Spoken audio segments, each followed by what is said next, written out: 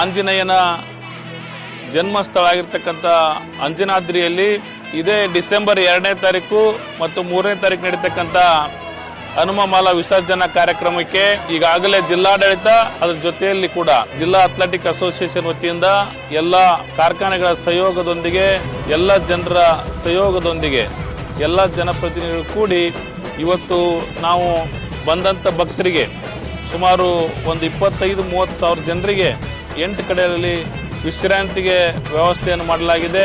ವಸತಿ ವ್ಯವಸ್ಥೆ, ಅದ್ರ ಜೊತೆ ಕುಡಿಯೋ ನೀರಿನ ವ್ಯವಸ್ಥೆ, ಸ್ನಾನದ ವ್ಯವಸ್ಥೆ, ಪ್ರಸಾದದ ವ್ಯವಸ್ಥೆಯನ್ನು ಕೂಡ ಮಾಡಿದ್ದೀವಿ. ಭಕ್ತರು ಅದರ ಅನುಕೂಲವನ್ನು ಪಡ್ಕೋಬೇಕಂತೇಳಿ ಈ ಮೂಲಕ ವಿನಂತಿಯನ್ನು ಕೂಡ ಮಾಡ್ತೇನೆ. ಹೆಚ್ಚಿನ ಸಂಖ್ಯೆಯಲ್ಲಿ ಭಕ್ತಾದಿಗಳು ಬಂದು ಆಂಜನೇಯನ ದರ್ಶನವನ್ನು ಪಡೆದುಕೊಂಡು ಆಂಜನೇಯನ ಕೃಪೆಗೆ ಪಾತ್ರ ಆಗಬೇಕಂತೇಳಿ ಎಲ್ಲರಲ್ಲೂ ಕೂಡ ವಿನಂತಿಯನ್ನು ಮಾಡ್ತೇನೆ.